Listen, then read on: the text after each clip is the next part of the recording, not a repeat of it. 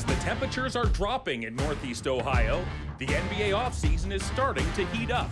A champion was crowned in the Orlando bubble, and now for the first time ever, an autumn draft is upon us. The league, its teams, and fans have never seen a draft like this. Instead of gathering in New York, the selections will take place virtually. The lives of the most elite young players in the world will be forever changed as we get set for what could be one of the most unpredictable drafts in NBA history. We're happy to have you join us tonight as the Cavs turn their focus toward next season and look to build on an exciting core of wine and gold talent. Welcome to the 2020 NBA Draft, presented by Rocket Mortgage. Hello, everyone, and welcome to the virtual house party presented by Rocket Mortgage. It is the Cavaliers Draft Show.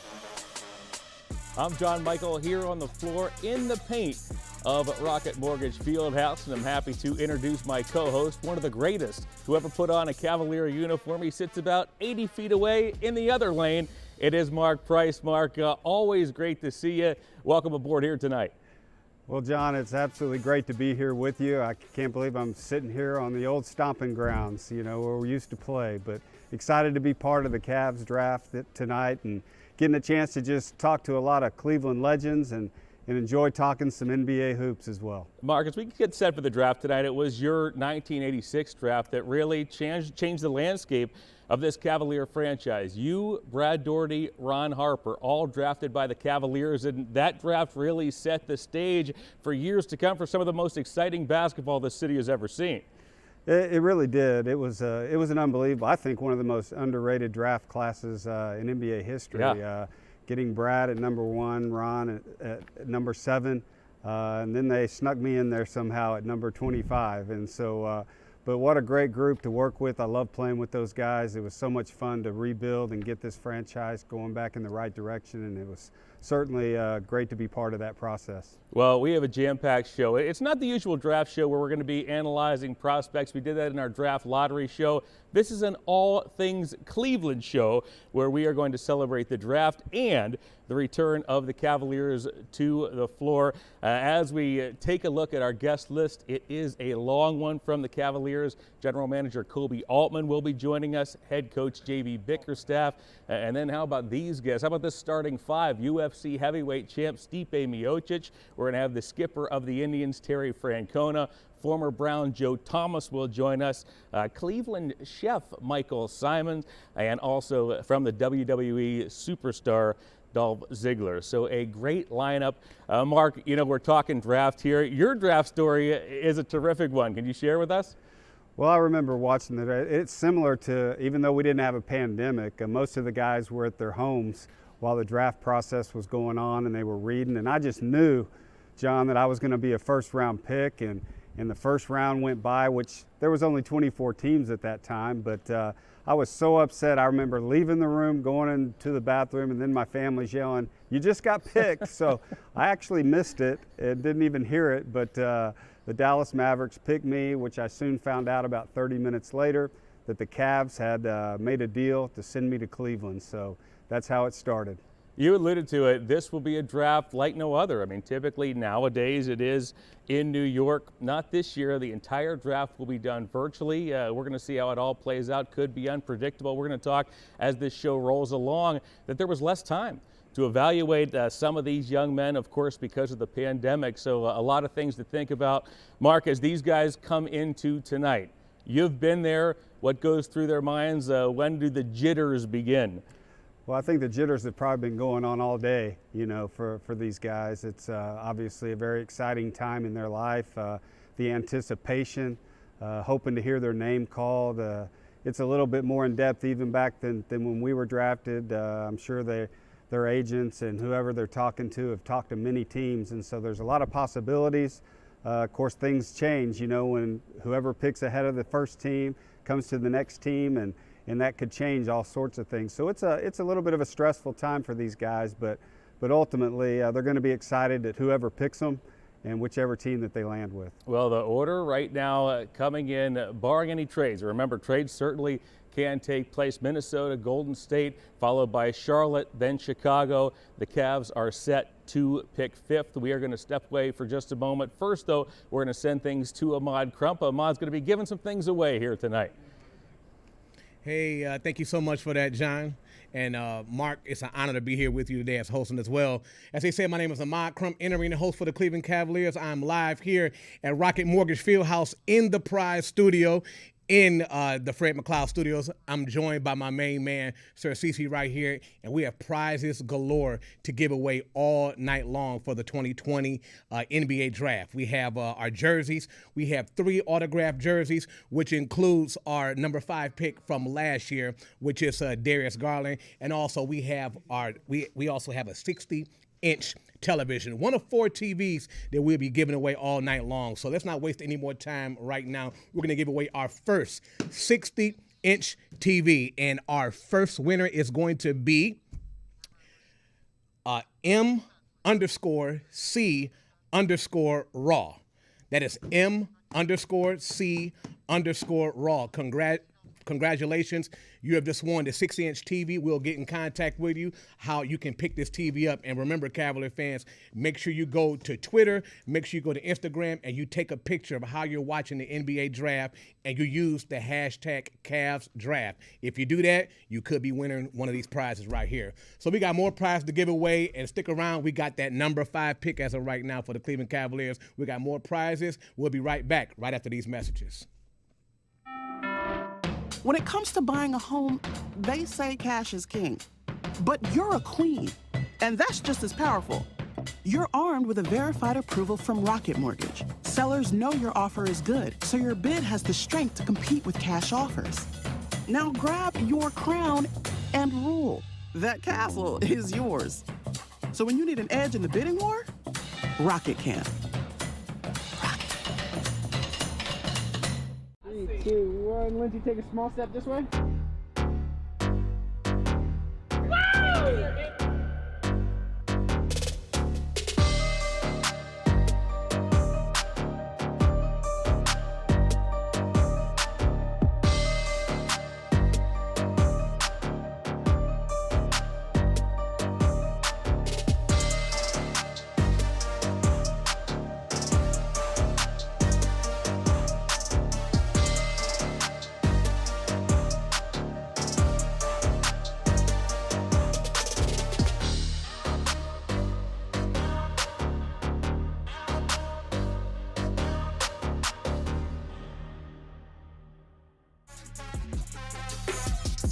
We welcome you back to our virtual house party. It is the Cavaliers Draft Show presented by Rocket Mortgage.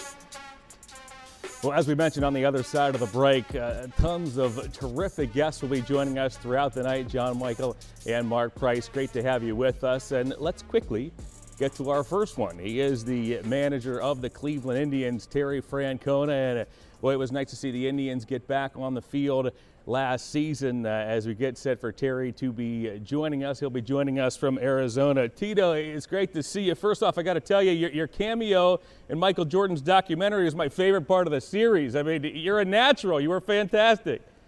Well, thank you. You know what? It's funny because we did that when we were in Baltimore 2 years ago, and we lost the first 2 games 16-0 and 16-0. So that's why Mike Barnett, who was our hitting instructor, is probably in there more than me, because my heart just wasn't in it. I was just so upset that we had gotten beat so bad. They had to kind of drag me up there, and I wish I would have been in a little better frame of mind.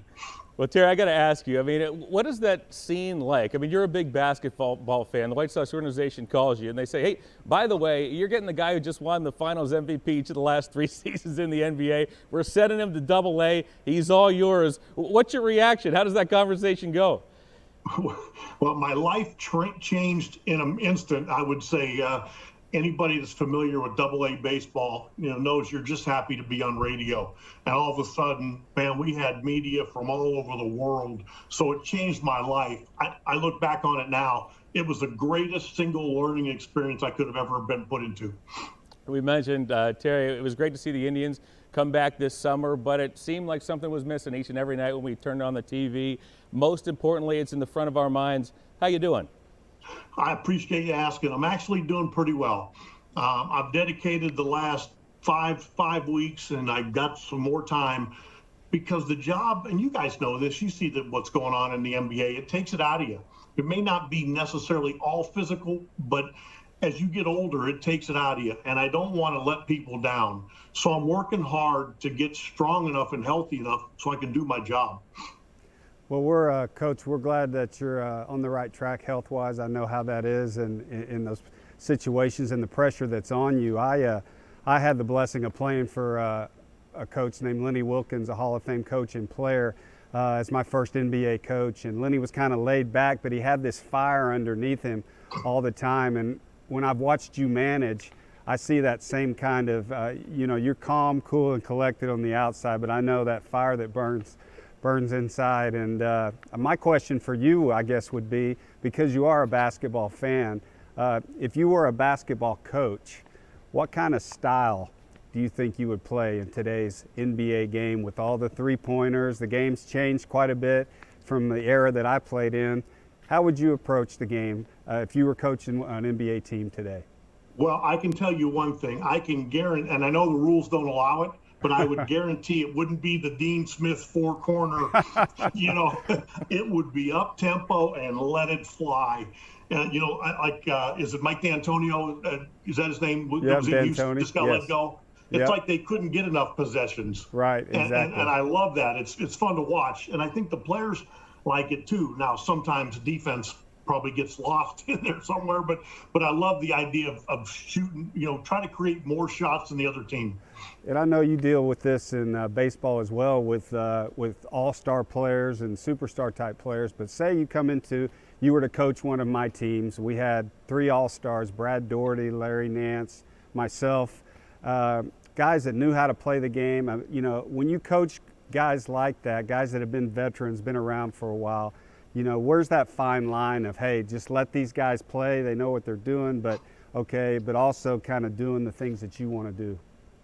That's a really good point. And I tell our guys all the time that, once they've earned our trust. But saying that, we hold the better players on the team to the highest standard, because that's the only way it works. You can't take some young kid and yell at him when he doesn't run a ball out, and then when a Lindor or a Jose Ramirez does the same thing, you turn your head. So I tell them right up front, we have to hold you to the highest standard or it doesn't work for our team. Well, I know that's always true. All the good coaches that I've played for approached it the same way. They're always hardest on their toughest players, because that trickles down, because the other guys see, hey, if they're going to get on, if they're going to hold the top guy accountable, then it trickles down and it works for the whole team. So I agree. And in your sport, I've watched Popovich so much, and he was able to get those guys to understand that the less they touch the ball, the better they're going to be. And I know in your league, that can't be an easy concept to get across. And it just seemed like he did it so well. And it was really fun to watch.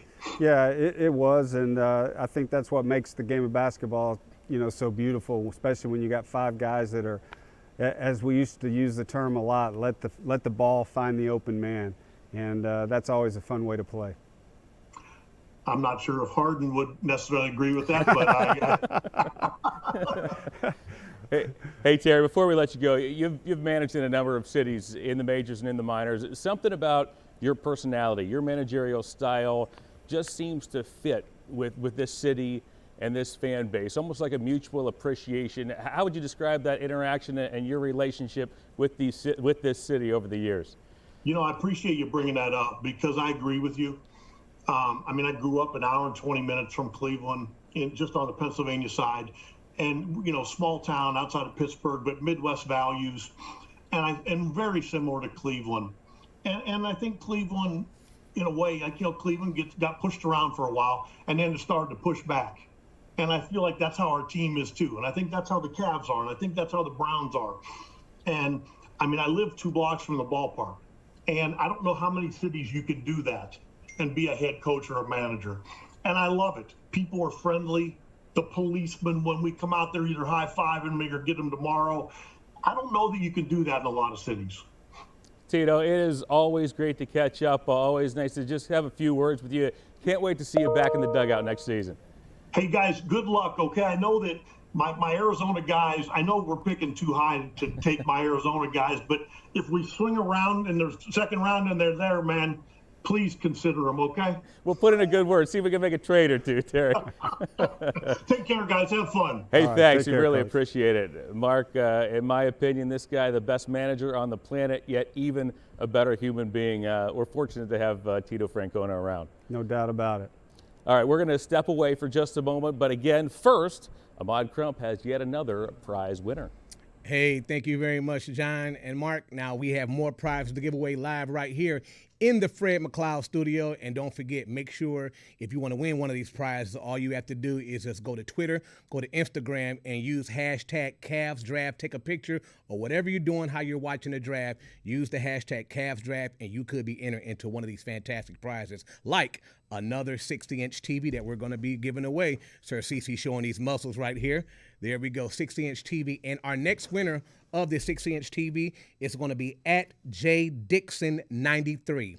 That is at JDixon93. Congratulations. We'll be in touch to find out how you will be getting one of these TVs. Also, you can check out this hoodie I have on right here. This is called our Land Collection hoodie right here. And we have hoodies, we'll have t-shirts, we have hats. We're going to be celebrating this all season long. If you want to get your hands on one of these hoodies right here, all you have to do is just go to our website 24 hours a day, 7 days a week, Cavs.com/shop. Right here, this is our brand new Land Collection. We got more prizes, and we got that number 5 pick coming up a little bit later on, but we got to pay some bills. We're going to go to these commercial break right after this. Your house brought you together. Like, really together. And although together is great, together with more space is better. With Rocket Mortgage, you get personalized loan options, closing costs, and tax estimates all in real time. So when you need to know what it takes for a home to fit your budget and your family, Rocket can. Working for the Cavs and coach for the Cavs Academy, I have the best platform in all of basketball to use to reach people. I really like the kids that come in and say, I can't do something, because we turn those can'ts into cans. We get the chance to influence them in a positive way. How to work hard, how to be a good teammate, and how to listen and focus. It's like that light bulb finally clicks. It's just a really, really cool feeling. We're going over and beyond to make sure we're following all the COVID-19 safety measures, and we'll make sure they have fun in between.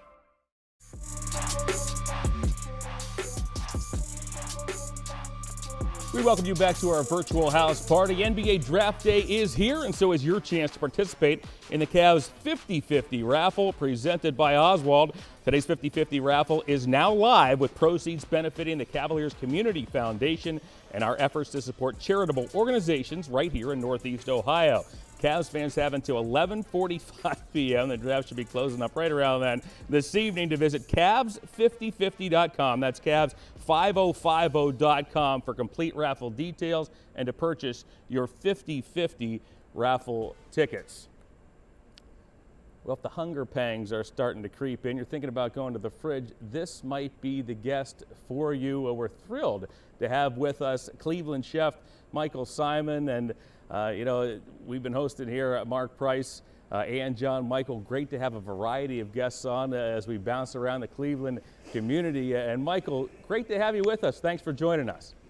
Oh, thanks for having me, guys. Always fun. Mark, you are who I grew up with. So, like when I think of Cavs, I think of Mark Price. So it's always good to talk to both of you guys. Well, that's awesome, man. I appreciate it, Mike. Michael, nice to meet you. Before we get into that, tell us some of your favorite memories growing up here in Cleveland with the Cavaliers.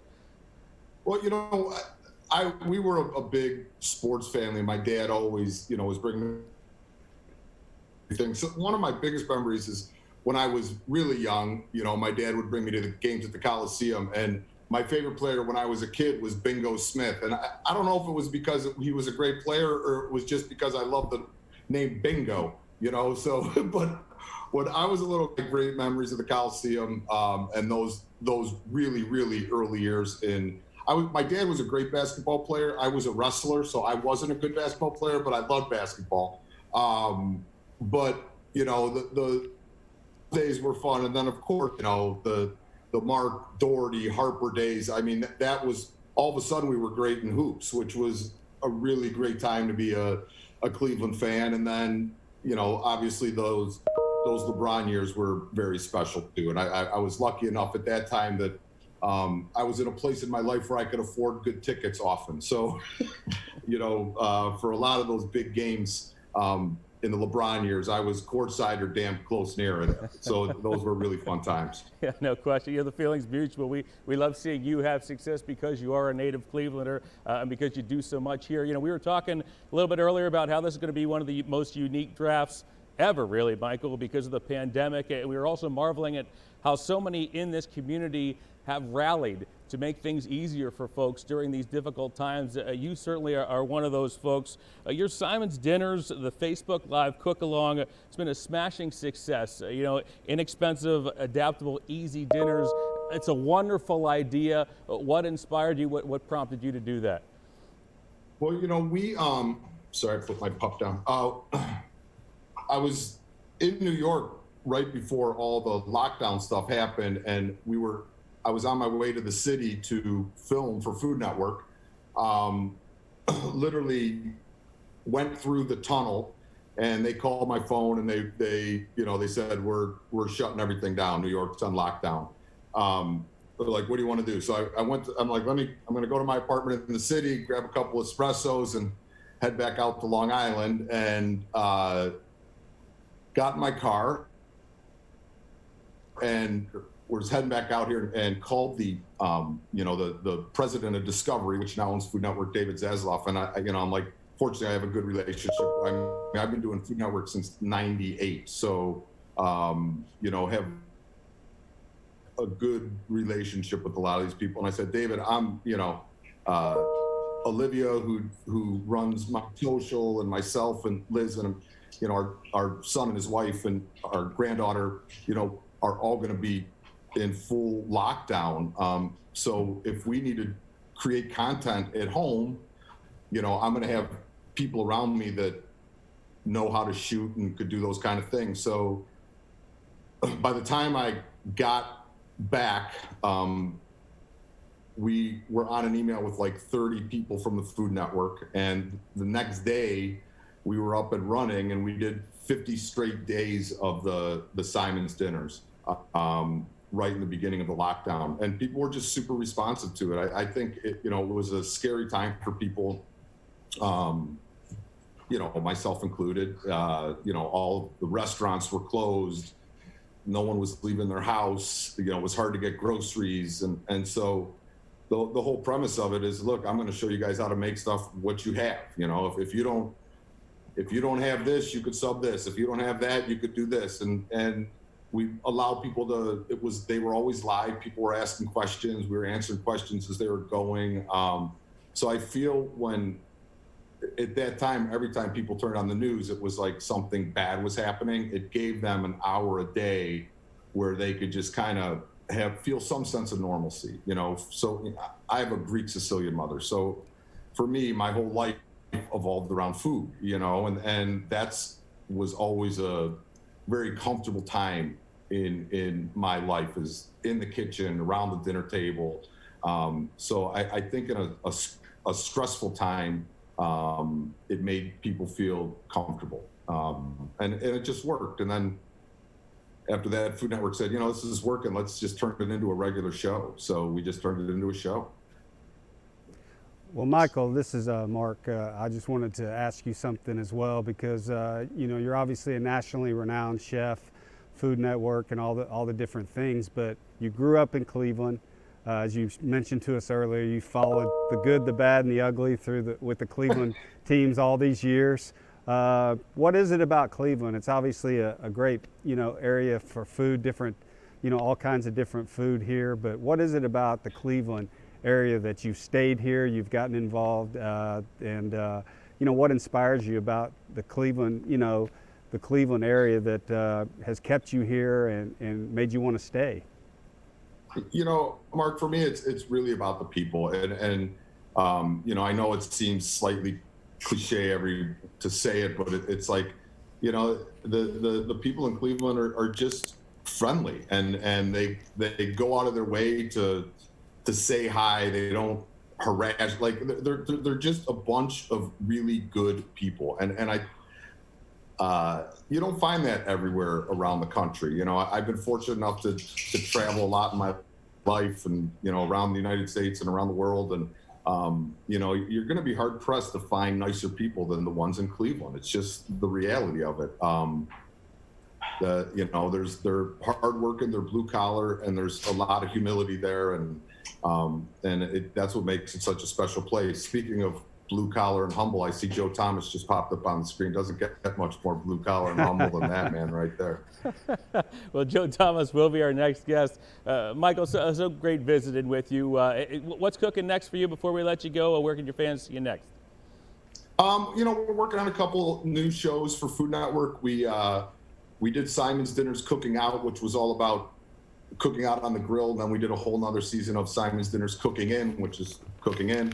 I have another cookbook that will drop in about 8 months. So working hard to get that finished.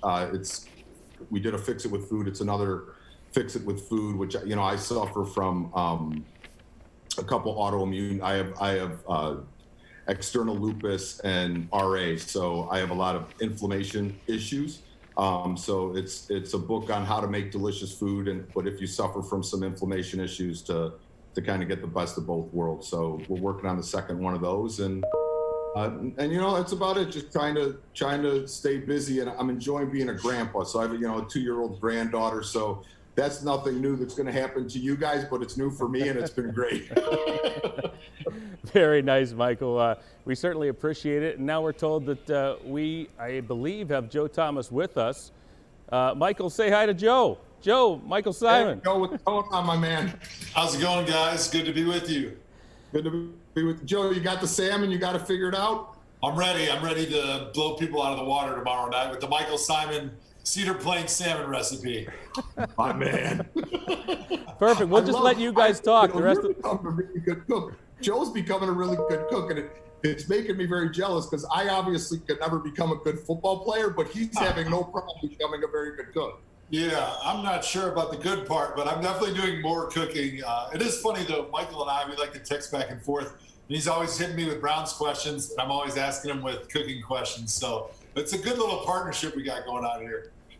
It works good. And actually, Joe, this year it's been the Browns questions have been it's a much happier time. So yeah, a lot more fun when I get Browns questions. Better. Exactly. Hey, Michael, we'll let you go. Thanks so much for joining us. We certainly appreciate it. Good to see you, Michael. Take care. Take care. Be good. Joe, it's always great to see you as well. Hey, I know you're a big Hoops fan. Before we get going, let me guess who your favorite player in the draft is. Might it be Wisconsin native Tyrese Halliburton?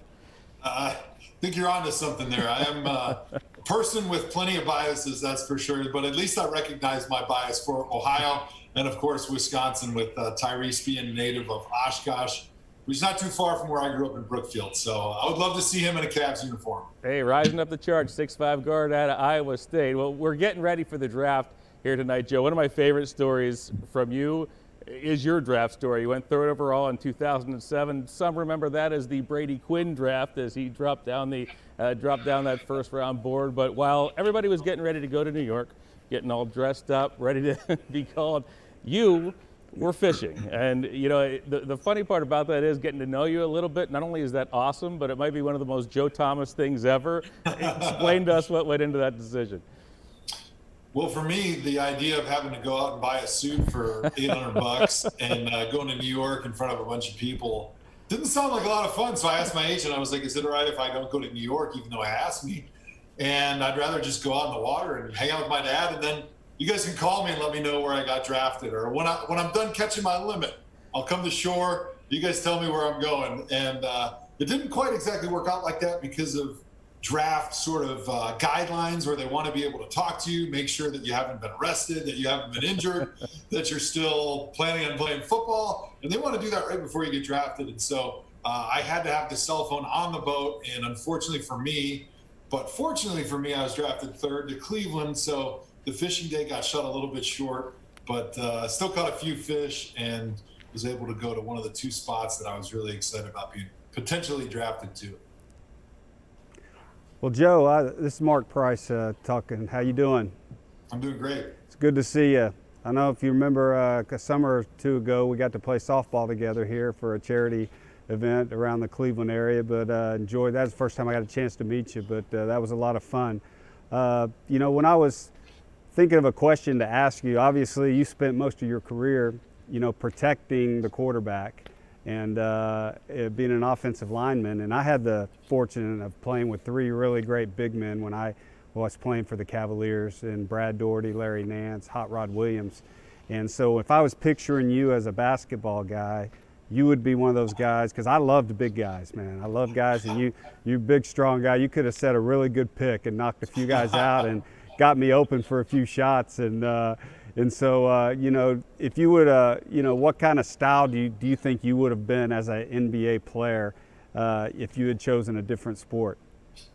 Well, you probably would have liked me because my best attributes were probably setting picks, getting fouls, and hustling for rebounds. But outside of that, I don't have much of a jump shot, and I'm not exactly a very good ball handler. But I did play a little bit of basketball growing up. Loved the sport. I was 6'7" when I was 14. So oh, wow. When I was 14, I thought, hey, man, basketball is my future. And then I stopped growing up and started growing out and realized pretty quickly that 6'7" big man that doesn't really shoot outside the paint is not exactly in high demand in college or in the pros. And my future is definitely going to be more in the football gridiron. So glad I made that decision. But I still feel like every now and then, like if you threw me out in an NBA game, I could be an asset for 5 to 10 minutes of picks and rebounds and maybe some fouls. Hey, you get 6 of them, man. 6 fouls. You can use that. You can use all of them. And I have a feeling you'd use them well. Guys wouldn't get up real quick when you fouled them. Yeah, they may be able to jump over me, but they're not getting up out of the paint if they try to get in the net ball. Hey, Joe, shortly after you were drafted, before you ever played a game, you were introduced here in this arena, and you said you were blown away by the reception. As you look back, 10 straight Pro Bowls later, 10,363 consecutive snaps later, what was it that clicked almost instantly between Joe Thomas and the city of Cleveland? Well, I think it was just their acceptance and their excitement about an offensive lineman, right? We're used to being the guys that do all the hard work and get none of the credit and all of the blame. And it was pretty awesome for me to be drafted to the Browns, to be in a city that has that blue-collar, hardworking background, that can appreciate somebody that works the blue-collar, hardworking jobs on the football field. And I would say that 31 other franchises probably don't have a fan base that can love an offensive lineman being drafted 3rd overall. But Cleveland was that one spot that I was fortunate enough to be drafted by and to become a member of the football team and a member of the city and the area that really embraced an offensive lineman and the dirty work that we do on a daily basis. And it really felt warm, and it really made me feel good that even though the quarterback was drafted behind me, the fans could get actually excited about somebody that doesn't catch the football or hardly ever touches their football during their career. Well said, Joe. Hey, before we let you go, your venture, Mission Barbecue, still doing quite well. It's still delicious. What's new on that front? Yeah, we're opening up some more stores in Northeast Ohio. Obviously, with the COVID regulations, things are a bit tough, but being a barbecue place, sometimes the catering and the takeout is just as good when all those delicious barbecued meats get to sit in their juices for a few hours. So we've got the great store in Parma that does awesome. That's close to Cleveland. But if you head down to Boardman, we just opened up a store. Mentor, we got a store down there. And then if you're going down to see some of the great Cleveland Browns of all time, we got a store in Canton, Ohio as well. So lots of good spots and something that you can still pick up in it even during COVID if you can't sit in the restaurant physically and enjoy it. Well, Joe, it's always great to catch up. I thought I might see you slinging beers around here at Rocket Mortgage Fieldhouse, but continue the terrific work on the NFL Network. We enjoy seeing you, and continued best of luck.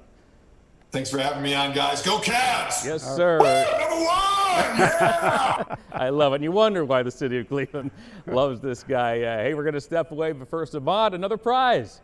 Hey, thank you so much. I absolutely love the energy of Joe. That is my guy right there, Joe Thomas, number 73, future Hall of Famer. So now we have more prizes to give away right here in the Fred McLeod Studios. We're gonna give away a TV right now. We're gonna give away something else. So CC, what do you have under your hat right here? We're gonna give away. You've been seeing some cool cards up there with John and Mark, and we have them right here. These are the Panini Contenders draft pick cards right here. So we're talking LaMelo Ball, we're talking Anthony Edwards, we're talking Obi Toppin, and some of the cards in here are autographed as well too. So all you have to do is make sure you take a picture using Twitter or Instagram and use the hashtag Cavs Draft. And if you're a winner, we will be getting in contact with you and getting you those prizes. And our winner for this right here is going to be at Miss Neek DeVixen. That's Miss Neek DeVixen _. So congratulations. You have just won these trading cards right here. We're going to get in contact with you very shortly how to claim these prizes. We got more prizes on the way live from the Fred McLeod Studios. We're going to go to a commercial break right now. When it comes to buying a home, they say cash is king. But you're a queen, and that's just as powerful. You're armed with a verified approval from Rocket Mortgage. Sellers know your offer is good, so your bid has the strength to compete with cash offers. Now grab your crown and rule. That castle is yours. So when you need an edge in the bidding war, Rocket can. 3, 2, 1. Lindsay, take a small step this way.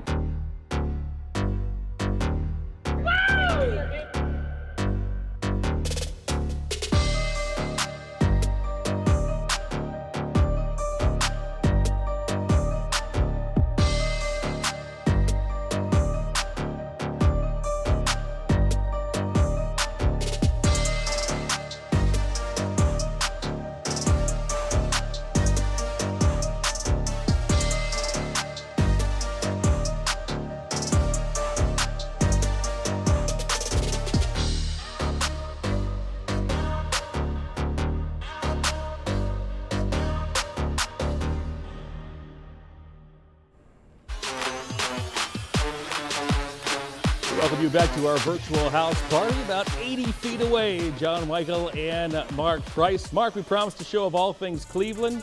Terry Francona, Joe Thomas, Michael Simon. We continue to deliver, and we're just getting started.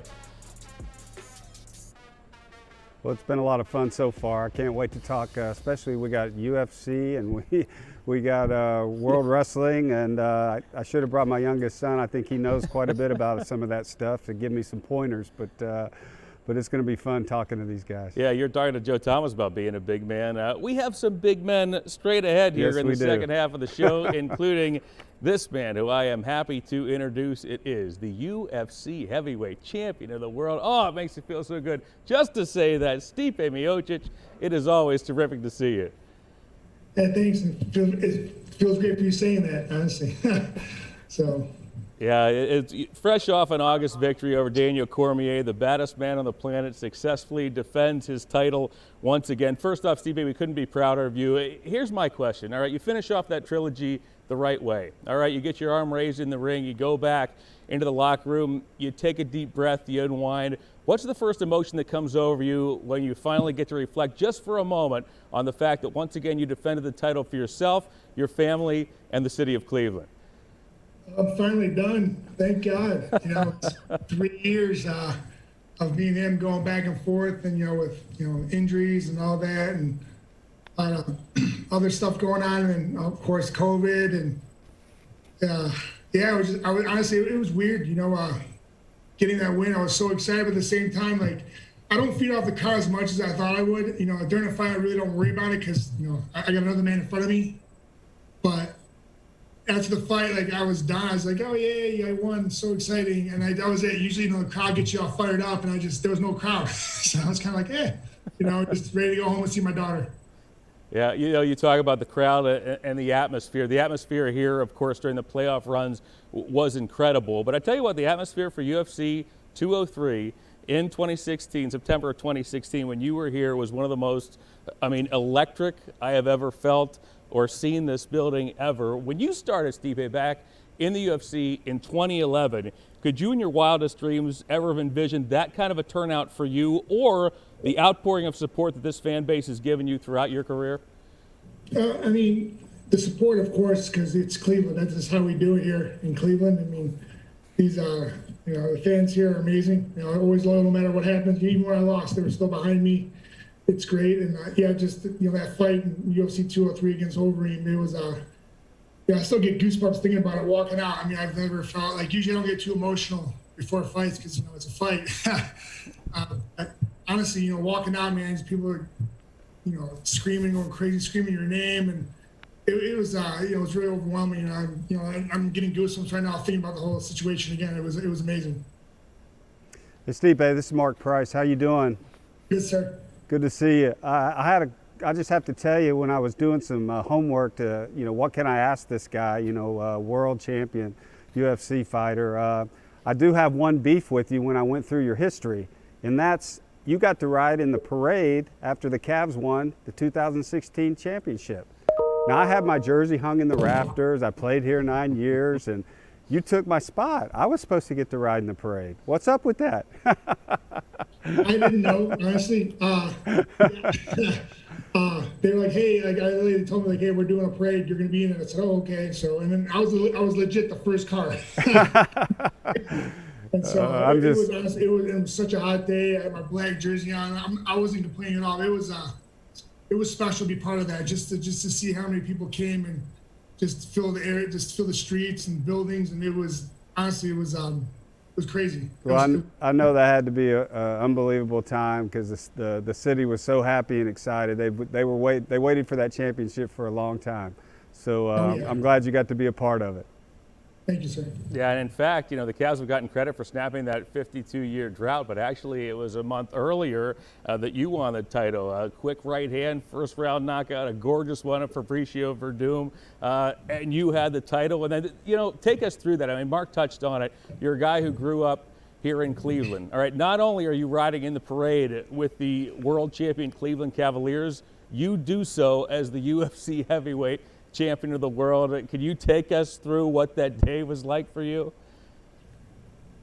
Yeah, I mean, like the night of that fight, it was crazy because I was in Brazil, 45,000 people. It made Brown Stadium look small. That's how big the stadium was. And I think there was like 15 people there rooting for me out of the 45,000.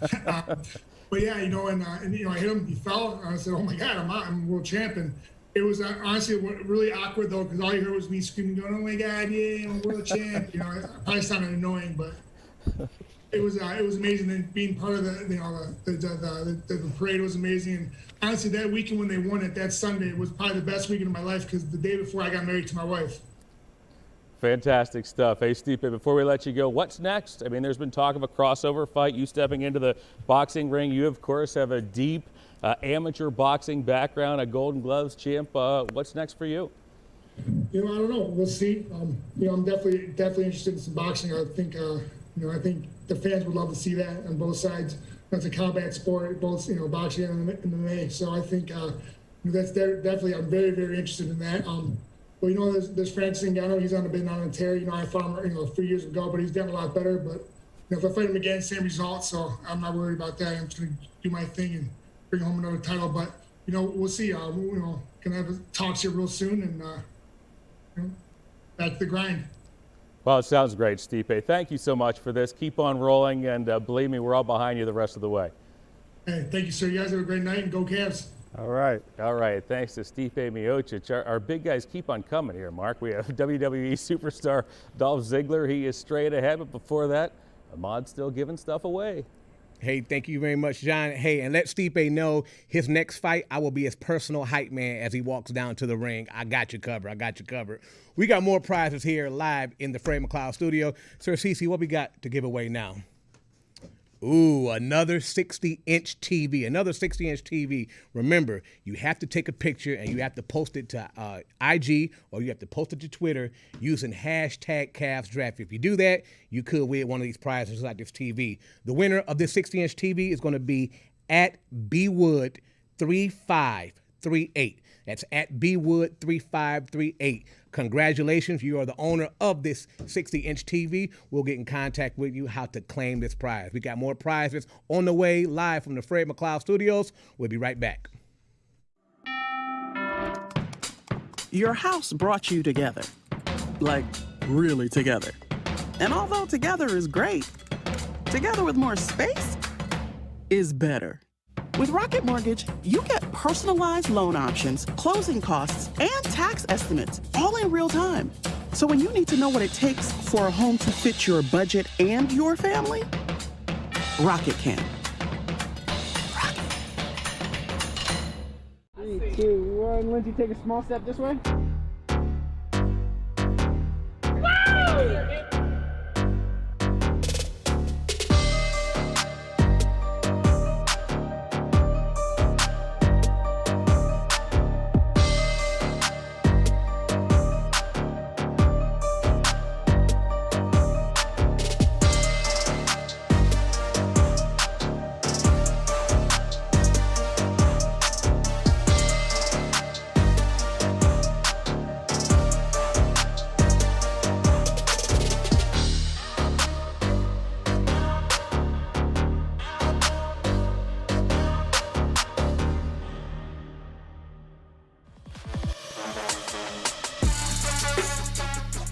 Back at our virtual house party, John Michael with a man whose name hangs in the rafters.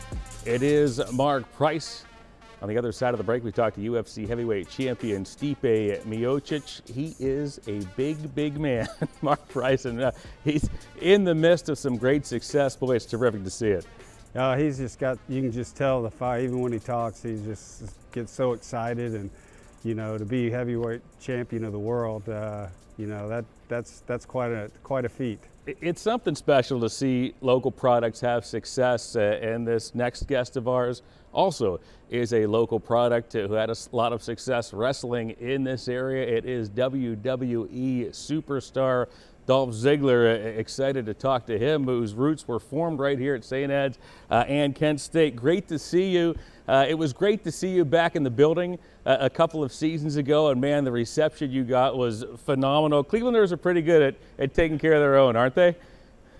They really are, yeah. I live for this stuff. I've been lucky to follow the Cavs, the Browns, the Indians my whole life, and then be able to perform in those arenas with WWE every once in a while. I've been doing this for 15 years, and you got to remember, this is the arena I was sitting in those seats watching Price drain those foul shots or something. And you're like, I got to remember that, you know, and you got to pinch yourself.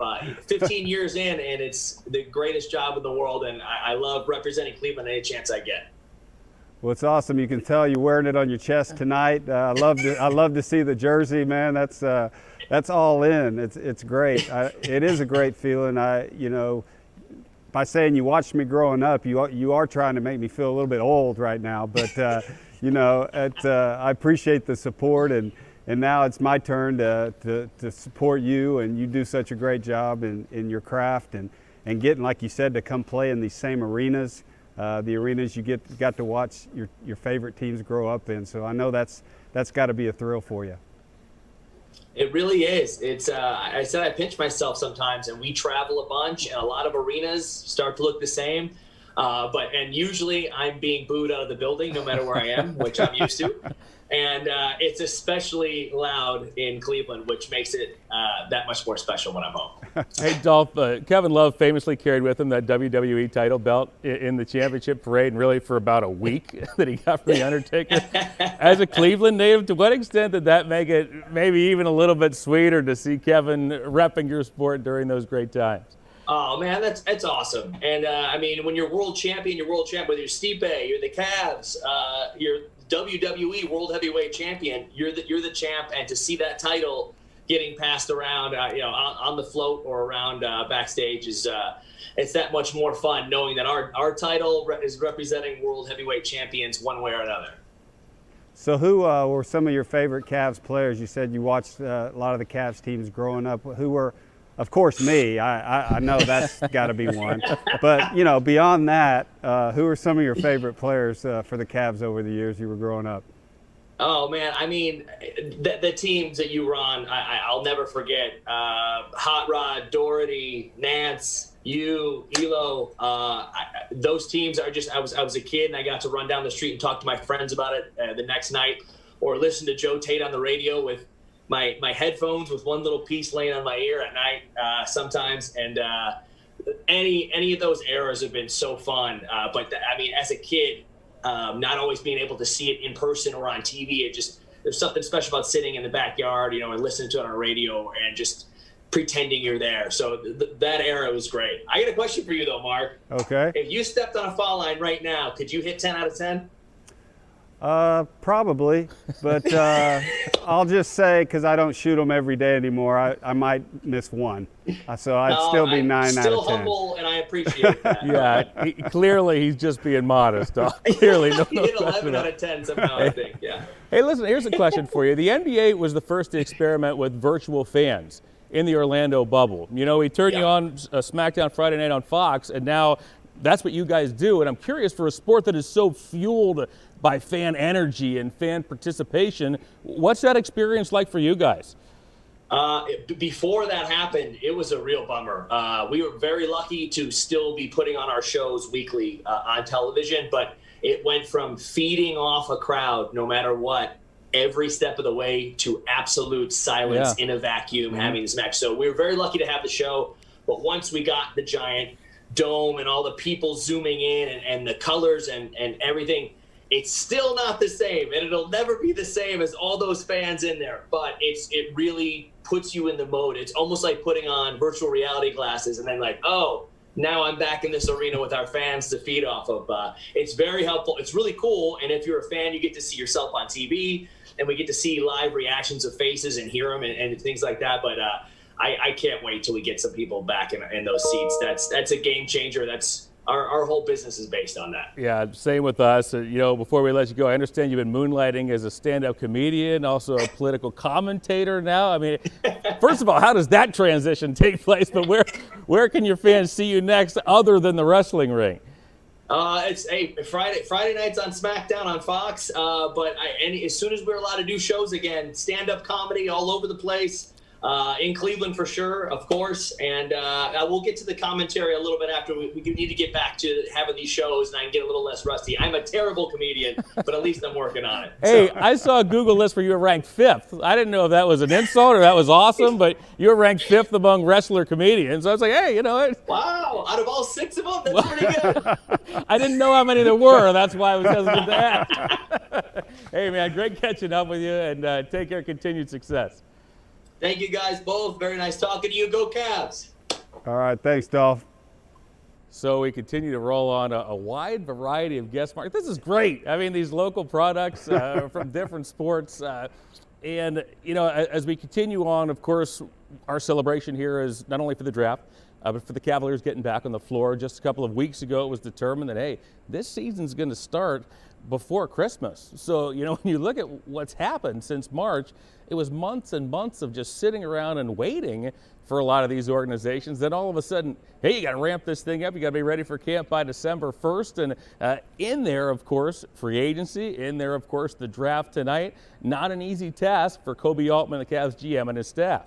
No, it's been very difficult, I'm sure, on the administration of all these franchises, just to make decisions, not knowing when things are going to start, changing dates, finally coming to a point that, hey, now they're going to start up here in a couple of weeks, training camp. It's really going to be strange for these young guys getting drafted tonight.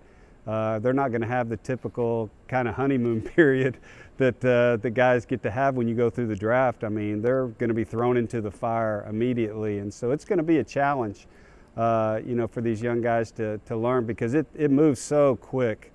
I remember coming out of college and, the NBA, and you got 2-3 weeks to get ready for an 82-game season, and there's so much to learn. There's so many. It's so different than college, and it moves at such a quick pace that it's going to be a challenge for these young guys. But they're all going to be in the same situation, which is good. But as far as their teams go, they're going to have to be a little patient with these new guys, because it's probably going to take them a little while to get their feet wet and get comfortable with the pace that they're going to be playing every night. The latest the NBA draft has ever taken place was June 30th. And here we are in mid-November, getting set for it all to take place tonight. Cavaliers General Manager Kobe Altman joined the Spanish voice of the Cavaliers, Rafa Hernandez Brito, as he is with Rafa. And Rafa, take it away.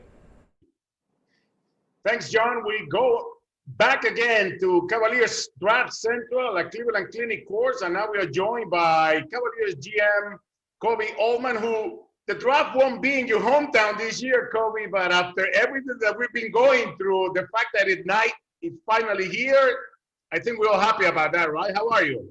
Absolutely. How you doing, Rafa? Yeah, we're excited, man. Live down here at Cleveland Clinic Courts, down in Independence, Ohio, and our group is ready to go. It's been quite a off season, if you will, for us. And this draft has been, 8 months in the making. So we're all really pumped up and excited to make this selection. And we'll get to all the important part, which is the 5th selection for us when we get on the clock. But as a whole, how do you see this draft in terms of what can bring for the league, Kobe, and not only just for the Cavaliers, obviously in the 5th spot, but as a whole, the talent pool of the draft, how do you see it? Yeah, I mean, this draft is super deep, and I think there are some excellent players in this draft that are going to help teams immediately. Some guys that are sort of ready-made players that can come in and help teams compete. And the other part about it, about the guys, certainly in our area that we're drafting, is they're incredible human beings, great character, work ethic, and so I think whichever way we decide, we're going to bring in an incredible person. You mentioned the uniqueness of this process, the 8-month off season, basically, that we have had since we came to a stop on March 11th. And also, the draft itself being 146 days later than it was supposed to be, for the first time being held outside of the month of June. Can you take us a little bit about the process of how different, how unique, how challenging it was, even though you had time to do most of the homework, and also the homework had been done already? But I'm pretty sure the process has been really challenging, for everybody. Well, we watched a ton of film, more film than I'd like to acknowledge. But you're right. I mean, look, Rafa, this has been a challenging year for so many different reasons, and not just the NBA. I mean, you're trying to adapt to a totally different norm during a pandemic. I would say that the college season was probably maybe 80% concluded by the time it was shut down and we couldn't do live scouting anymore. But our process is always very robust when it comes to live scouting, a lot of intel collection in terms of background knowledge about prospects. So that certainly is something that we continue to do. And then most recently, the NBA allowed us to do in-person visits with some of the prospects. And so myself, Mike Gansey, and our head coach, J.B. Bickerstaff, oh boy, we lost some power here. We'll be right back after it. Don't worry. They don't want us to see the pic. It's disco inferno out here. But we got to visit with a fair amount of these draft prospects in person, visiting them in their own locales, watching them work out, taking them out to lunch or dinner, and really getting to spend some time with them. So that was a big part of our process. And so even during these challenging times, we were able to do a lot of what we would normally do. I think the other question is, some of these guys haven't played 5-on-5 basketball for a long time, and the turnaround is going to be super quick for them, drafted into training camp. Where in a normal year, you think about it, you get drafted, you come to town, work with the coaches, you'd have a summer league. Last year we did 2 summer leagues. And so all that's gone. And so I think with this rookie class, I think we all have to bear with them as their turnaround and their ramp up is going to be so much faster than any other rookies with a long layoff. So we understand that, and we can't wait to get our guy to town and get him up to speed as soon as we can. What would the message be, Kobe, for all the fans, the Cavalier fans who are patiently waiting for this night? Obviously, we pick him 5th, and even though the circumstances have been different, I think you and JB have been very clear about the fact that the homework has been done, the I has been dotted, the T's have been crossed. But what would the message be for a fan base, for the Wine and Gold members that really want to hear like what to come here, or how are we going to benefit from this night? Yeah, so I mean, I think it's even more than the 5th pick. So the 5th pick is going to be an incredible character player that will have toughness, and that's going to fit in right away with our group. But add that pick and that player to the culture that we're developing under J.B. With our young guys. And they've been here throughout the course of the whole offseason, even before the mini bubble that we did in Cleveland downtown and after.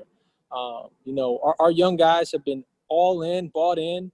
Some of our older vets, I even put Larry Nance Jr. in some of our conversations now. He's an older vet, along with, Kevin Love and Andre Drummond. Those guys have been here a lot. So this has been a really welcoming facility to get your work in and get better. So it's more exciting because we know we're adding a piece to an evolving culture. And our young guys have been really excited, and they know that they need to hit the ground running. And so they've been getting prepared as best as they possibly can. Well, we can't wait for us to be on the clock, Kobe. Thank you and your whole staff, because I know it's been long nights, and I'm pretty sure you all guys need like new glasses for all the film and all the Zoom calls that you have been doing. But yeah, we're ready to get going, man. December 1st is training camp, and like I said to all our fan bases, we appreciate the support throughout this long hiatus. We're going to come back better than ever with a lot of energy, positivity, and please continue to grow with us. And hopefully we'll be sending it back to John and Mark at Rocket Mortgage Fieldhouse, where we plan and hope to see our fans again as soon as possible. But in the meantime, I know we're working hard, and thank you so much for everything you do for us. We can't wait. Thanks, Rafa. Back to you, John. All right, thanks, Rafa. You saw the lights go out there at Cleveland Clinic courts. The last thing we need during a virtual draft is a power outage. So please keep the power on down there at the courts where the war room is. You heard it from GM Kobe Altman, Mark, in terms of the collegiate season. And we know the workouts weren't the same during the offseason, but the collegiate season gets cut short. So no conference tournaments, no national tournament. I mean, all you have to think back is to John Morant. His performance in the tournament with Murray State, they pull off the 5-12 seed upset, and he cements himself as that number 2 pick right behind Zion Williamson. You talk about this draft being tricky. There's less and less information upon which to pull from, and it's what makes this draft, part of what makes this draft so unpredictable, along with it being such a deep draft in terms of those prospects available. Yeah, I mean, you're absolutely right. And going back even to the college, not getting to play in the NCAA tournament, I mean, think about over the years, John, how many players really have moved themselves into the draft or moved themselves up into the draft by playing well in March Madness, in college. And so, the whole thing has just been very strange and very difficult for not only the players, but, also the GMs and the coaches and trying to figure out, which guys are the right guys and who are they going to pick. And so, they've been putting a lot of long hours and months into this process. So I know they're going to be in some sense, relieved when tonight's over that they can actually, okay, now we got our roster. Let's get ready for December 1st and let's start getting to work again. Certainly should be fun coming into tonight. Up next on the other side of the break, it is a special guest. It is a Cavs alum. It is a fan favorite. But before we tell you who it is, let's go to Ahmad. Hey, thank you very much, John. Hey, I'm going to tell you, Kobe said that training camp starts December 1st. We haven't seen Cavs basketball since the month of March. So just to see some Cavs basketball, to see the Cavs on the court here in Rocket Mortgage Fieldhouse, we cannot wait until December 22nd. So right now, let's get some prizes going on. Sir Cece, what do you have? Another 60-inch TV. Now, remember, Cavalier fans, make sure you go to your Twitter, go to Instagram, make sure you're taking that picture and you're using the hashtag Cavs Draft. If you do that, you could be the winner of this TV right here. And the winner of this TV is going to go to @Giselle_Otero. That's @Giselle_Otero. Congratulations. You have just won this brand new 60-inch TV, and we'll get in contact with you very shortly on how to claim this prize. We got more prizes coming up, and we still got that number 5 draft pick with the Cleveland Cavaliers coming up as well. We'll be right back. When it comes to buying a home, they say cash is king. But you're a queen, and that's just as powerful. You're armed with a verified approval from Rocket Mortgage. Sellers know your offer is good, so your bid has the strength to compete with cash offers. Now grab your crown and rule. That castle is yours. So when you need an edge in the bidding war, Rocket can. 3, 2, 1. Lindsay, take a small step this way.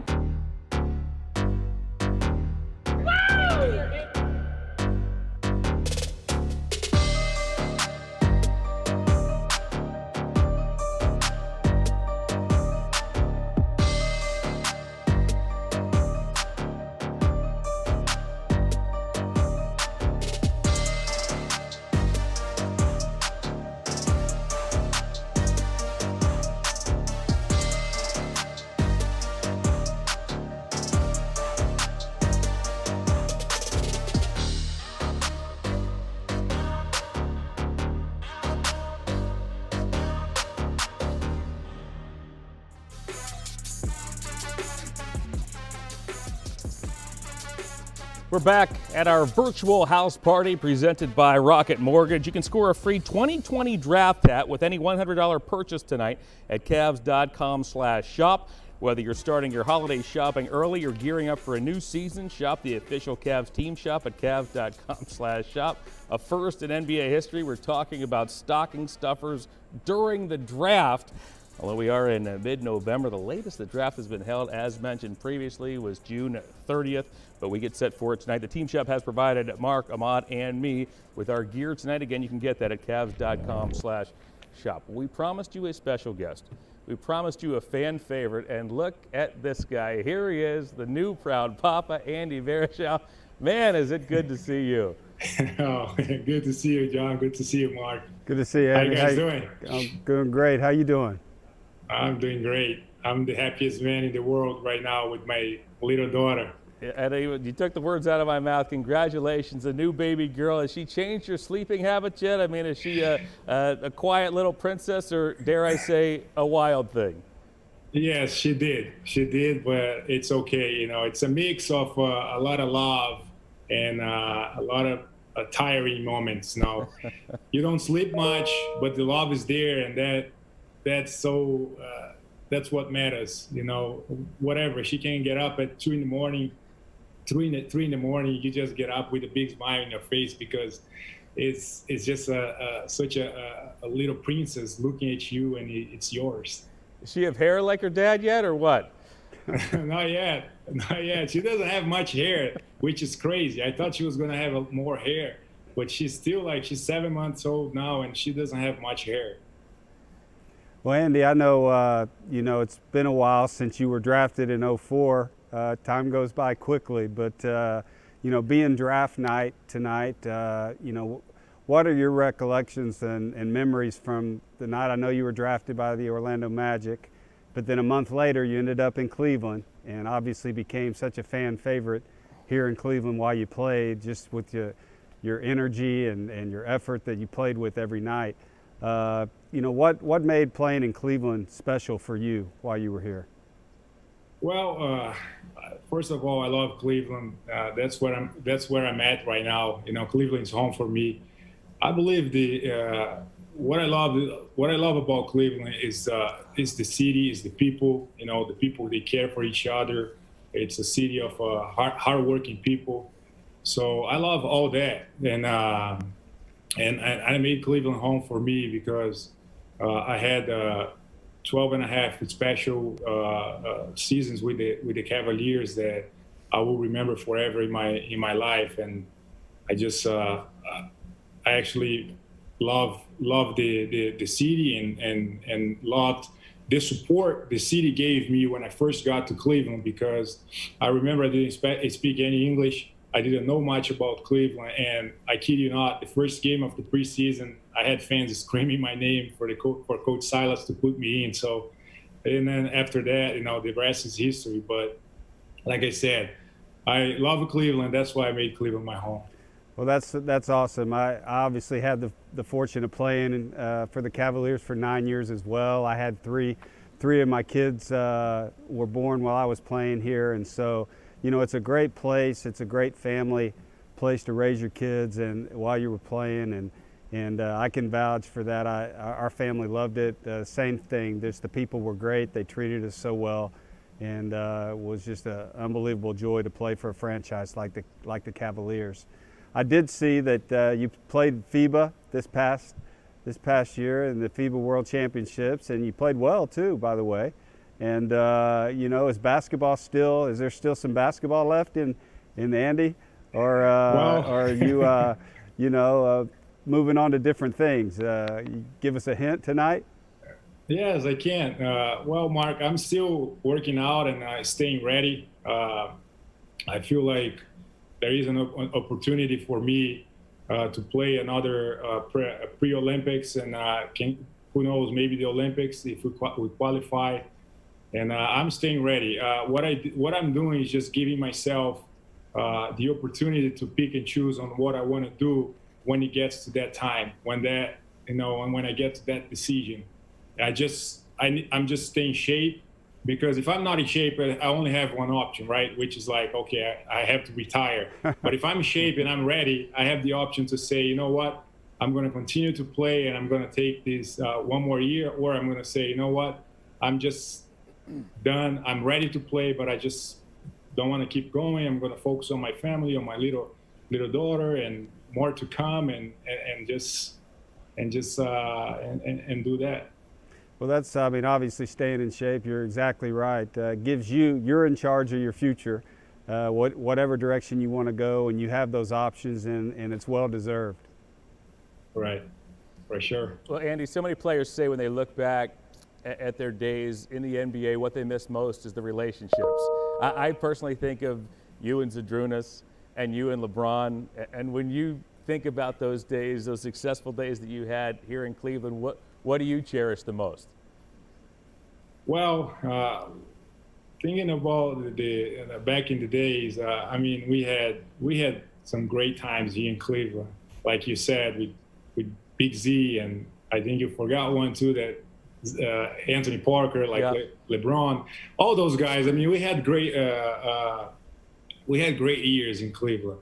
And what I miss the most, sometimes, I mean, I miss a lot of things, but sometimes like the dinners on the road, you know, it was just so fun, because it used to be like Z picking on me, and picking on Z picking on AP and all that stuff. And that was just, it was fun, good times and all that. But the game, I miss the game a lot. Cleveland, I believe Cleveland have one of the best like fan base in the NBA. You know, they are very passionate, and they love the Cavaliers, and I miss those days too. I had probably, I've been playing professional for more or less 20 years, but those 12 and a half years with Cleveland, they were very special to me, and always, and every time that I remember that, I think about it, I get on goosebumps, and just with everything that happened. Well, I tell you what, we miss you around here too, buddy, and miss you on the road. You make sure you take care of that little princess, and hopefully we'll see you sooner rather than later. Sounds good, John. Good to see you guys. All right, always good to see you, Andy. Take care. Thanks, Mark. All right, take care. Thanks so much. Is there another former Cavalier that can put a bigger smile on your face? I mean, if you don't smile when you look at Andy Varejao, you're just not human. Well, the hair, man. I mean, yeah, I can tell you one thing. No one wore Mark Price wigs when they came to our games when I played, but they wore Andy Varejao wigs. So he was a fun player to watch play. Just his energy level. He always had that motor going, and he brought something. And I think for most young kids growing, you know, whatever your talent level is, you know, when you get in the game, make an impact. And that's what Andy Varejao always did when he played. He always made an impact. Special player and a special person. We get set for the draft tonight. Cavaliers going to add a player to their young core. When we look at that young core, Mark, we saw Colin Sexton make significant strides from year number 1 to year number 2. The Cavaliers now this season have another guard in Darius Garland coming into his second season. When you went from your rookie year into your second season, similar position, obviously. What are some of the changes that you saw take place in your game and your maturity as you made that next step to your sophomore season? Well, I'll tell you, John, I think the biggest challenge is, the point guard position, I believe, is probably the most difficult position to learn when you come into the NBA, because you have to run a team, you have to be, a coach on the floor, and yet you have to, be able to do your things as well. And it's a lot to take on, and I think it's rare that most guys don't struggle a little bit their first year. I did. I know I had my ups and downs. Darius last year got thrown in the fire, and he was coming off some injuries and things like that. So that second season, I think what happens is you play enough, you get enough minutes, you do enough good things that it sets in that, you know what, I belong. I belong out here, and now let's go take it to another level. And so I was able to do that. I was able to come in and earn a starting spot my second year and really jump my game a whole nother level. I'm really looking for Darius Garland to do the same this year. I think he's got the ability. I think that playing that last year and learning and going through, taking your lumps at times and figuring out what it's all about to play at the NBA level and be a point guard at this level. And I think Darius has got the talent. He's knows how to run a team, and now he's going to be more comfortable in his own skin out there on the floor, and hopefully just continue to grow and take a big jump this season. Mark, range, of course, was a big part of your game. Range was a big reason why the Cavaliers last season drafted Darius Garland with the 5th pick in the draft. He was on pace to set the Cavs' rookie record for threes in a season when the season was halted. We're fortunate enough to have Darius with us tonight, and he joins Rafa Hernandez Brito. Rafa. Thanks, John. I'm happy to be joining you and Mark in this Cavs Draft House Party. And who better to talk about draft than the last pick in the lottery for the Cavaliers, Mr. Darius Garland. First of all, good to see you, man. Long time no see. How's everything going? Everything's good. Nice to see you as well. How are you? You look so much more calmer tonight than you did a year ago. Can you talk to us a little bit about the difference in the feeling and what these guys are expecting or are going to be feeling tonight? I mean, I know the guys are going to be super excited. Their dreams are just coming true. So I know a lot of guys going to be excited. A lot of guys going to be nervous. But, the most important part, you're just having fun with your family and friends. And, your dreams just coming true. So that's the cool thing about it. It's a little different this year, obviously, Darius, because of what's going on in the world with the pandemic, with everything that we have to deal with. But it's a little similar in your case because you were inactive after your injury at Vanderbilt, and then you came into training camp and worked through your injury. But if you were to give these guys an advice that has been inactive, we heard some of them haven't even played 5-on-5 in months. What would that advice be for these young kids coming into the NBA without having really seen a basketball much? One advice I could tell them, just be ready to work. Training camp is coming up really soon, and training camp is where you just get started. Training camp is all about work, getting to know everybody. But like you said, with the COVID situation, it's going to be really hard because training camp is really like in 2 weeks or less than 2 weeks. So, yeah, just coming in and be ready to work, be ready to compete, because I know some of the vets are coming out, a lot of young guys. So, so be ready to work and to compete.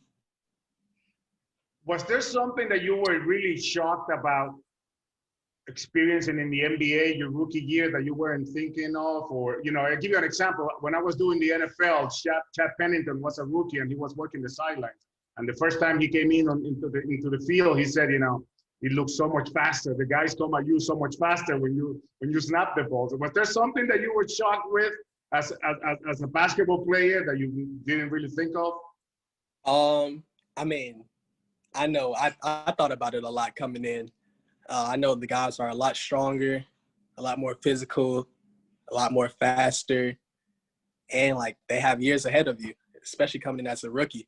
So, yeah, that was my whole mindset. I just have to get stronger, be ready to play physical at all times because I know they're always going to be bumping and banging. So just be ready to play as hard as I can and be the best that I can be. That was my whole mindset going into the season last year.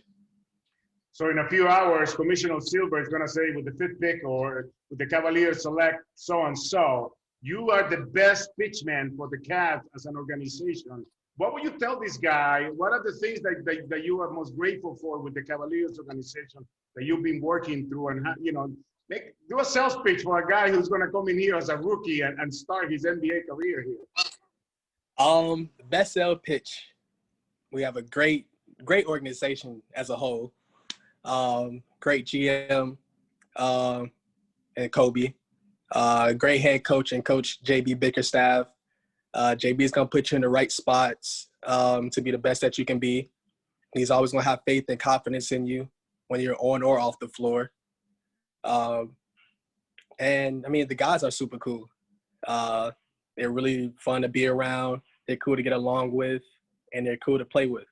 Everyone wants to win. We're always going to compete on both ends on the floor. So be ready to compete, change the culture.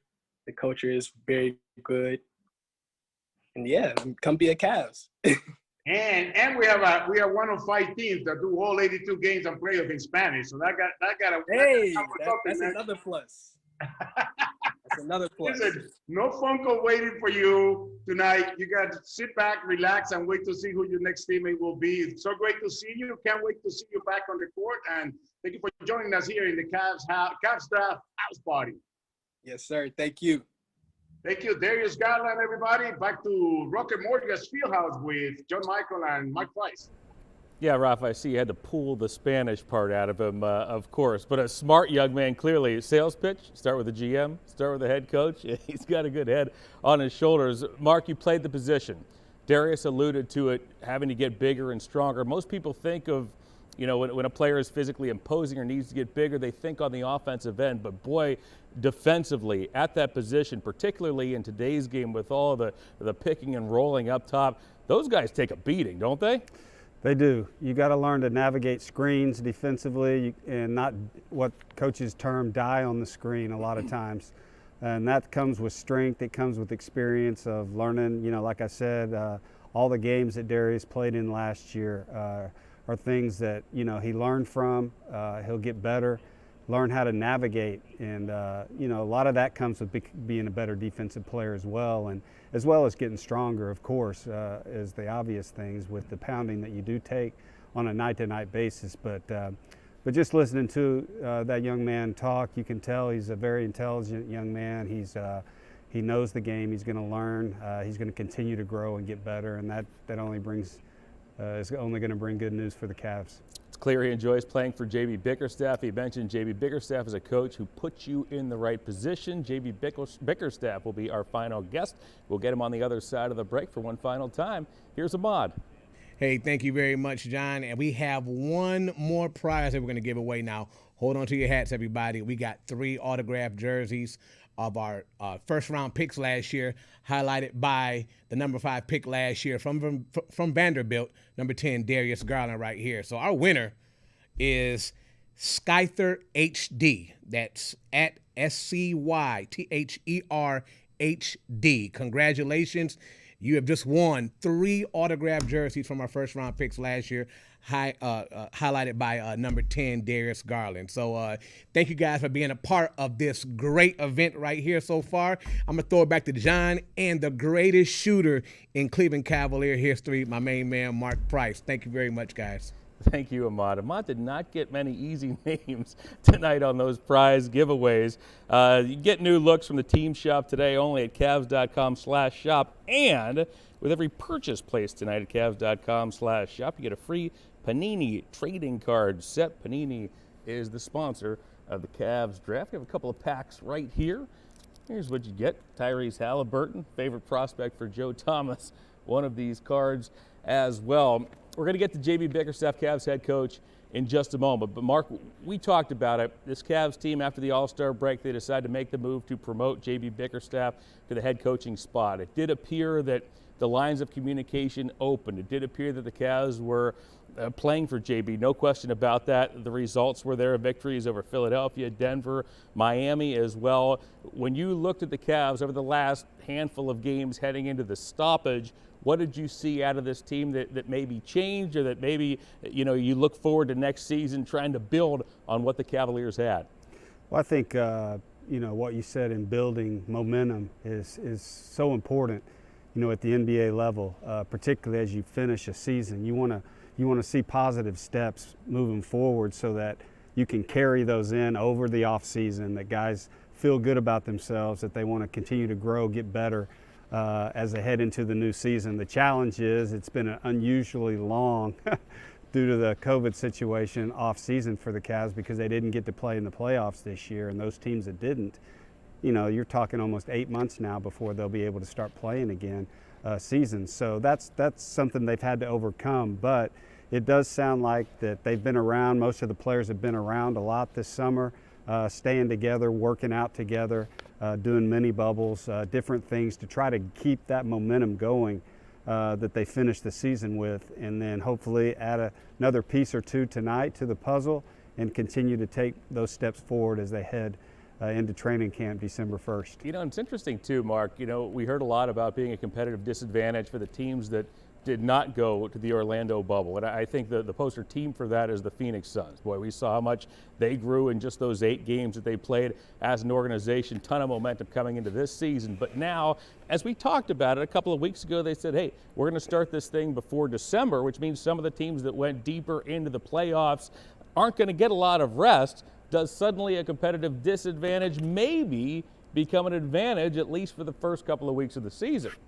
Well, it possibly could. I think you have the chance of the teams that went deep into the playoffs, they might not be all mentally into it, you know, once the season starts with. Maybe they get off to a slow start. Maybe it allows teams that are trying to grow to win some games early on in the season until those teams kind of decide, hey, let's start playing basketball now. So, you know, it becomes a mental game. For both sides. You got the mental part of not playing for 8 months, and then you got the mental side of, well, we just got done 3 weeks ago. So, you know, there's 2 totally different mentalities there, and it'll be interesting to see as the season starts kind of which one has the advantage as the season starts early in December. Unprecedented times here in 2020, unprecedented times in the NBA as well. J.B. Bickerstaff, Cavs head coach, gets set to navigate it. He joins Rafa Hernandez-Brito. Rafa. Thanks, John. We're over here in Cavs Central. You know, Mark has always been involved in the action of the Cavalier basketball. You and I have to bring in the action to the fans, and no better action going on tonight than Cleveland Clinic Courts, where our draft central is located, and our next guest, J.B. Bickerstaff. Something got to be going on, Coach, in 2020. You and I finally get a one-on-one interview. No John here. How are you? I'm good. Hey, they finally smartened up. Well, it's really goes without saying that this has been an odd year ever since March 11 came upon us. But for finally, I think we can actually say that we're actually looking forward for what's coming, Coach. Can you tell us a little bit about how the difference in preparation has been going on at CCC with the coaching staff and with the front office getting ready for what tonight's going to bring, and also for what's coming down the road? Yeah, I mean, it went from a long period of a slow walk to a 100-mile-an-hour sprint. You know, we've been working, obviously, and preparing, trying to get better as a group, you know, looking into the draft, studying, doing our homework, obviously, for a very, very long time. And then it just so happens that that date comes upon us, the season comes upon us, free agency comes upon us. So trying to figure out how you implement all those months of work and studying that you've been doing, you know, that's been the difficult part, and it has to happen quickly. You know, you think about a normal draft for your rookies, you know, being able to have summer league, you know, those practices, a full training camp and time with the team. So now it's, you think about the draft date, and then all of a sudden, you know, 10 days later, you're in training camp. So, you know, we have to figure out a way to be efficient. We have to make sure that we're not taking it too fast, but at the same time, we have to move at a pace so we can get things done. You mentioned the homework is done. Obviously, in a few hours, we will know who is the next piece that we have here for a building process. But after all the homework is done, Coach, what was the most challenging thing? Was it either meeting, just virtually meet these kids, or what was the most challenging part for you guys? I think it's different. You know, when you have a lot of time, you have a lot of time to think. you know, and you watch a lot of film and you have a lot of conversations, you know, which are all good things. From a coaching standpoint, you know, it was difficult because we never got a chance to see all the guys in person. And, you know, as a coach, you know, our front office does an amazing job, obviously. And during the season, they get out and they get to see these guys firsthand. The league did allow us to go see a certain amount of guys and visit them, which was, you know, was awesome because you did get a chance to see them up close and personal. But, you know, you don't get a chance to see them on your terms. You know, when they come into your building, you get to do the drills that you want to do. You know, you get to make them compete the way you want them to compete. Maybe they're competing against other guys, you know, who are in their same range. So, you know, it was, you know, a little more difficult. But again, you got to trust your instincts. You got to trust your eyes and all the film that you studied. And then bank on the type of person that you're dealing with too, which I think is, you know, their character is a huge piece of how they handle difficult circumstances and whether or not you know you can trust them. You know, when the NBA season stopped, our front office was one of the, led by GM Kobe Altman, was one of the first ones who came out and kind of asked the league that we needed an option for the 8 teams that were not invited to the Orlando bubble. We got to have those 10 days with our guys.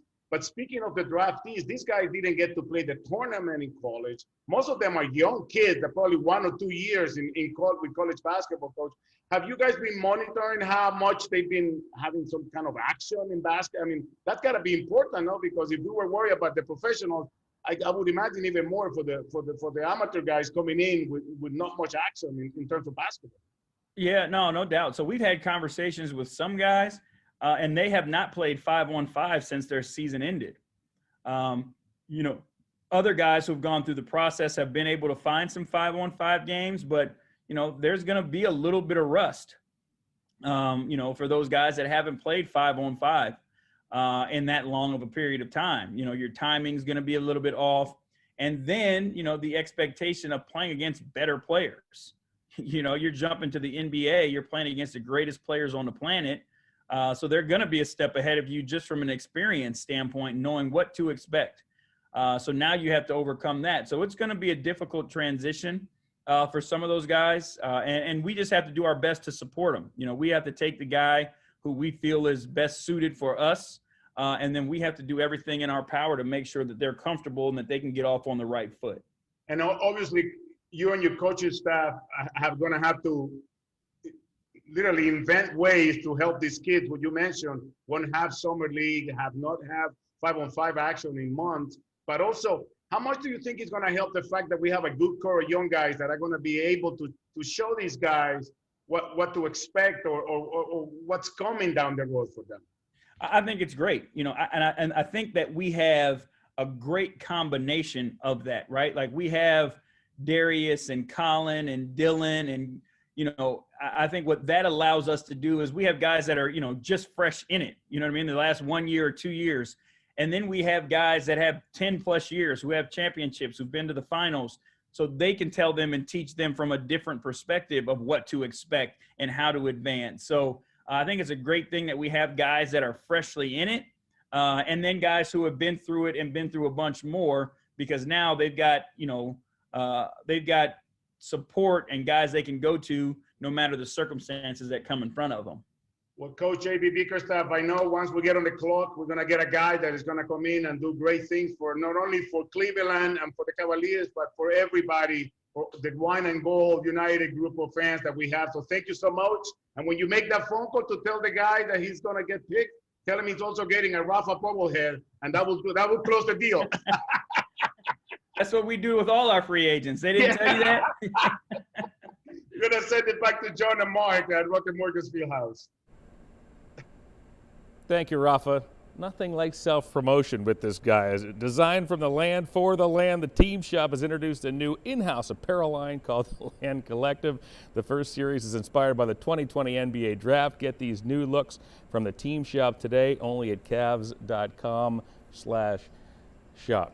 Thanks to the shameless Spanish voice of the Cleveland Cavaliers, Rafa Hernandez Brito. So, head coach J.B. Bickerstaff, Kobe Altman, Cavaliers general manager, the front office there at Cleveland Clinic Courts. They are getting set to select potentially in tonight's draft at number 5. That is barring any trades. I think that's important to note, Mark, because there's been a lot of talk. There's always a lot of talk leading into the draft, but about teams potentially wanting to move up, some wanting to move down. Remember, it's a wide open draft. No consensus number 1, no real path that anybody has worked through that clearly is the path that's going to take place. I mean, a lot of different opinions out there in mock drafts. I think one thing we can agree on, though, Mark, at that 5 spot where the Cavs are set to pick, there's a lot of talented players to be had. No question. I think, and they've done their homework. They know, they got the 5th pick, so they know which 5 guys they like the most. That's for sure. And so a lot of it's going to be kind of waiting to see which domino falls first. You know, there could be a trade up at the top, and that just will change everything down the line. But they probably have a pretty good idea of 3 or 4 guys that they want. Yeah, I'm sure they have their preference of who they like first, but you know, they're going to take one of the best players on their list when that 5 pick comes. And like you said, there's a lot of talented players there. Then it'll be about kind of what direction are you wanting to go? More defense, more offense, size. You know, what are the needs that are most important? And all those factors are being taken into account as they wait for the next 25 minutes. Mark, fantastic job here tonight. Great catching up here on our nice little cozy fireside chat underneath the basket here at Rocket Mortgage Fieldhouse. Wonderful working with you. Wonderful always seeing you. Any final thoughts for our fans here in Cleveland as we get set for the NBA draft? Just the hard part's over now. Sit back and enjoy. Let's see what the Cavs do at the 5th pick. My only question is, John, next time you bring me in, I'd like to be sitting at the 3-point line. I'm a little more comfortable there than the paint. I had too many bad memories of getting knocked down in the paint when I was this close to the basket. So 3-point line, and that's where I want to be. Perfect. We'll get that done next time you're in town. For Mark Price, for Rafa Hernandez Brito, I'm John Michael. Thank you to all of our wonderful guests. Most importantly, thanks to you for joining us. So long, everybody. Enjoy the draft.